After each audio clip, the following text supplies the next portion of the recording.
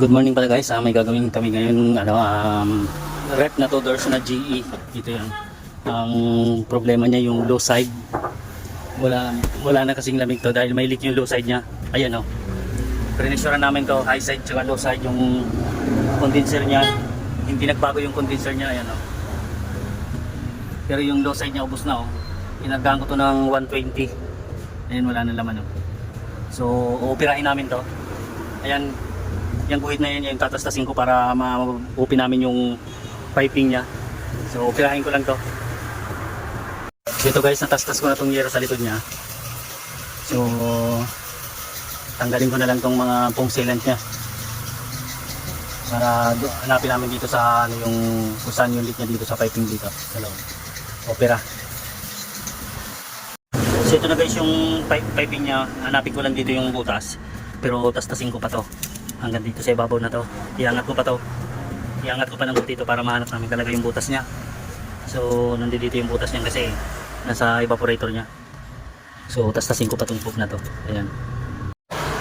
So ito guys, nakita na namin yung leak nito. Ayan siya oh. Ayan oh. Sa likod.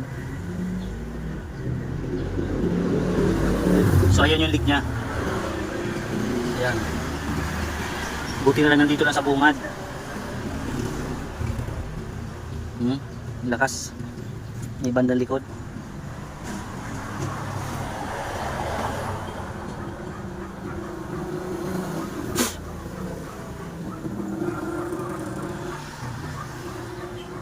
Ayun. So ayan yung leak niya guys. Ayan oh. So inangin ko lang to. Ayan.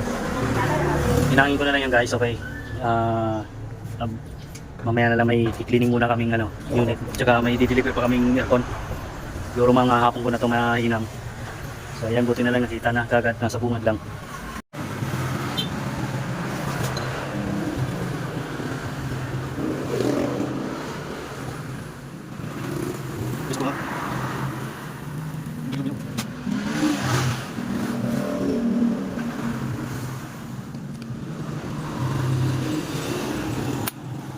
So ito guys, nahinangan ko na. Ayan o. So testing ko muna, pressurean ko muna ito ulit para malaman kung may leak pa ba siya. So ito, pinipressurean ko na yan guys o.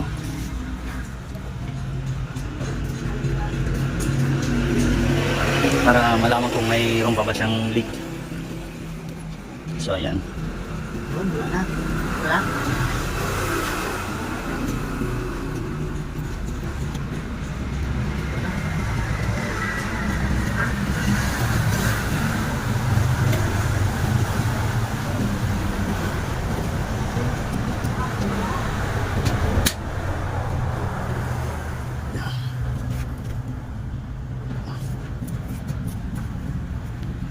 So yan guys, may pressure na yan oh. So yung high side hindi na nagbago yan. Tapos itong low side na lang oh. Yan. Babaran ko muna dyan. Pag hindi na gumalaw yan, reprocess ko na to. I-close ko na tong likod na to. Opera. Ayan. So wala na.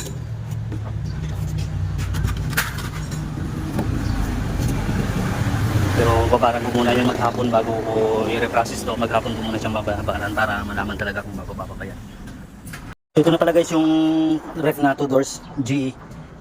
Ito na, hindi na nagbago yung pressure niya. So sasarado ko na to para ma-reprocess na namin. So ayan, hindi na siya gumalaw. Ayan. Ito na lang pagtatapal ko dyan para masilyado namin to.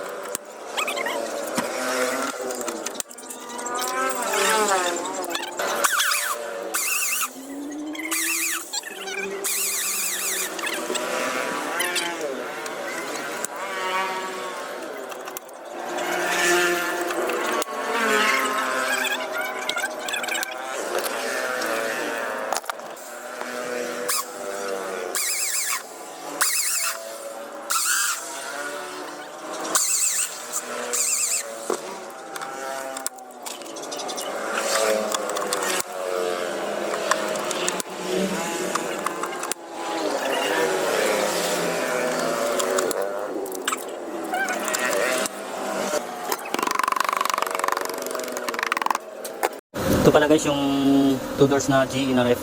Yung inopera namin yung likod. I-flashing na muna namin to.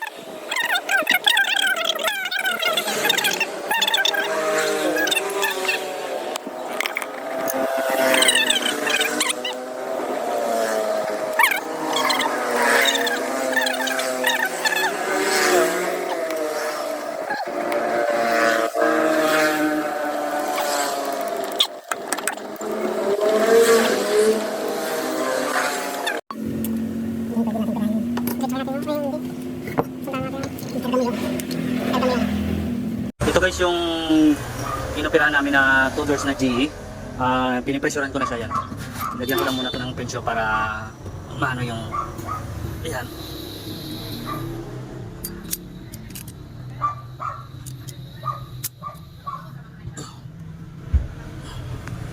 So ayan, pressurean ko lang muna to. Nilagyan ko muna ng pensyo para malaman kung may leak pa ba siya. Para ma-reprocess na namin to. So ayan yung ano niya.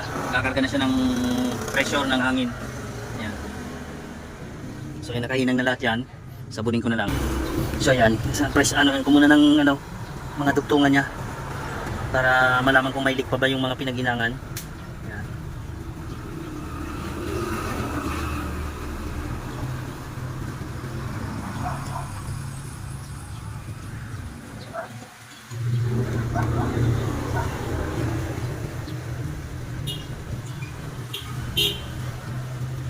So ayan.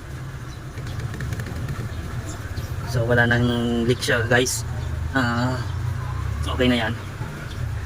Anin ko lang, kargaan muna siya ng 120.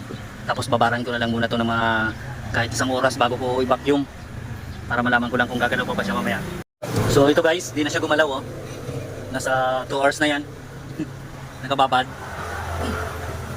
Ayan, di na siya gumalaw. So i-vacuum ko na lang to. Ayan.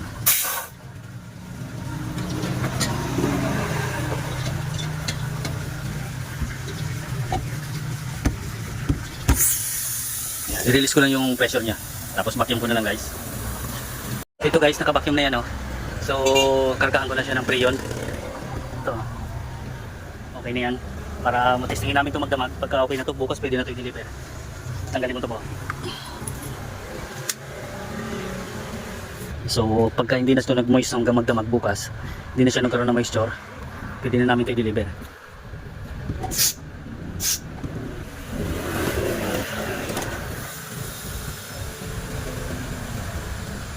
So yan, kargaan ko muna. Ayan. So ayan guys, kumana na siya.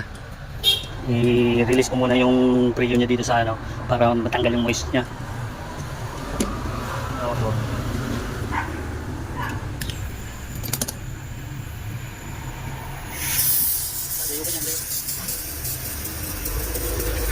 You're right.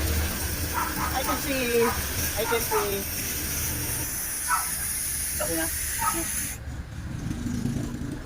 Ayan. So ayan guys, okay na yan. Nakaano na.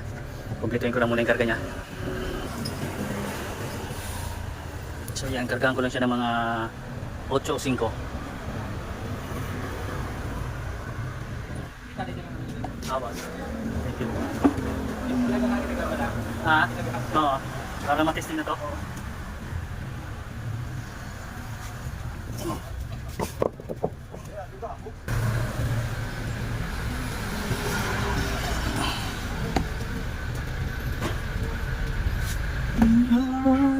So ito iset lang natin sa ano, 6 ganun para 6 set lang natin yung yung thermostat control niya ng 6.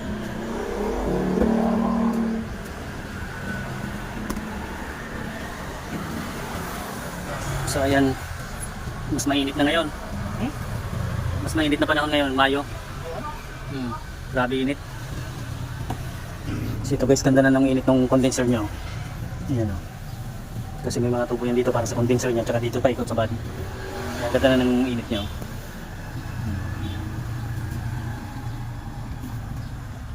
Ito nilagyan ko na muna to ng tubig. Ayan, dito naman nag-uumpisa yung lamig niya ito sa side na to. Paikot siya. So dito nag-uumpisa yung lamig niya sa ano, paikot sa gilid.